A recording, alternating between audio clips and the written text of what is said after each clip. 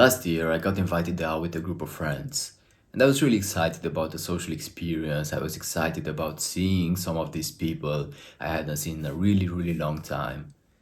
On my way there, I was with a friend of mine, and I was in a really great mood. I was so excited.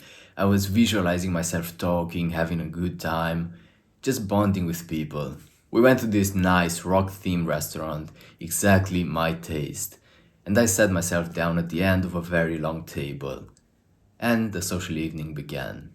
But with it, my default social behavior also kicked in, and in a matter of minutes, literally, my mood shifted from being this nice, high vibe person into being a person that's extremely cautious about seeming confident, having a confident body language, speaking with a deep voice, and forcing myself to crack jokes all the time in accordance to the perfect tactical social behavior seen in online videos. Therefore, at a glance, I might have looked like a really confident person, a person very secure in who they actually are. But you have to be a very good actor, a very gifted actor, in order to be able to fake it to such an extent. Because the more you fake who you really are, the more obvious it becomes. And I was obviously showing signs of insecurity here and there. I was obviously showing signs of incongruence, and people pick up on that. They're able to tell that something's off with this person, something's off with the vibe they give. So I didn't get the reaction I wanted out of them, of course. People didn't laugh at my jokes, although they were pretty good.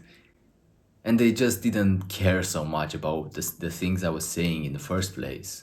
Slowly but surely, all sorts of inner criticism started kicking in, and I just became overwhelmed with social anxiety. My mind was continuously belittling myself, and in that moment, I couldn't wait to just go home, to get out of that stressful situation, to get to my safety zone, to my lonely place, where I can just embrace myself and have a good time. You see, my perspective about socialization was flawed from the start, because I was missing the essential, the cornerstone of this whole, the most underrated social skill, which is being able to relax into your authenticity. That's 90% of socializing, maybe even more than that. It's a prerequisite for everything else, because implementing all these social skills advice without being authentic, that's just like buying expensive clothes on an overweight body. If you have the expensive clothes on an overweight body, it's not going to look that good. But if you have even cheap clothes on a fit body, if you work on the body first, then the clothes will look good. And in the same way, if you don't embrace, if you are not relaxed into your authenticity, grounded into your authenticity, then all these social skills advice, they won't work. But if you do that first, if you embrace your authenticity first, then you can pretty much do anything and you will still be charismatic. Some restaurants also do this thing where they have low quality meat and they compensate with a lot of seasoning or a lot of unhealthy, tasty sauces because they want to distract you from the fact that the meat is low quality. And it's just the same with these. If you implement all these social skills advice and trying to be more confident than you actually are, you just want to distract people from who you actually are. If I would have embraced my authentic self in that situation I just told you about, I would have had a fantastic social evening. Because no matter how weird and unpopular your passions and your tendencies, your authenticity is, it won't repel people away as much as you showing incongruence in your behavior. Sometimes being very confident and charismatic, and then showing signs of insecurity and overthinking. When people sense that fake front, that fake mask you put on, your chances at a nice social experience just vanish. And it's very hard to fake it so well. Because you can do it in the short term, you can do it in short interactions, you can seem like the most confident person ever. But the more time you spend with someone, the harder it becomes because your authentic self and your natural insecurities will show off eventually. The only way of having a nice social experience is by being authentic. Because unless you are authentic, authenticity will always keep knocking at your door and you will start having all sorts of inner conflicts. And when your mind is troubled, you start overthinking and you start showing signs of incongruent behavior. And from there, everything snowballs into social anxiety, and your social experience is flawed.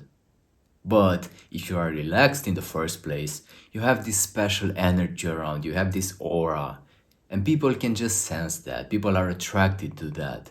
And that is the only way you can attract the right people and create the nicest friendships, the proper friendships. You might still fear people laughing at certain aspects of you, of your authentic self. But the right way of being authentic, or I should say the only way of being authentic, is when you are so secure in yourself that other people's opinions cannot interfere with your mood. If you are afraid that people will judge a certain aspect of you, that's against the principles of authenticity from the kickoff. You are not authentic. Because when you are authentic, you are kind of in a flow state. I'm sure you heard that term before. And look, I am not a person that's 100% of the times authentic. But in comparison to the past, I managed to get into that state pretty often now. And I can tell you the difference is massive.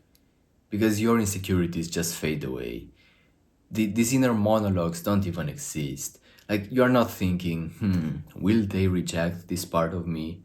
And you conclude, no, because I'm confident that I don't care. These thoughts don't even occur in the first place, and that's when you know you are truly authentic. If you are struggling with social anxiety, reaching this point of authenticity, of congruence with your authentic self, of embracing who you really are, it feels like enlightenment. If you really want to reach that point, you have to know that it's a very difficult process. It may seem easier than it is, but it's really, really difficult because you have to fight everything that you've known so far.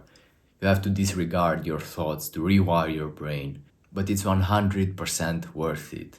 My channel will serve as a helping hand for you as I try to break the process down as well as I can to help you reach that point of authenticity yourself. If you want tailored guidance from me, I have a link down below and you can book a private call with me.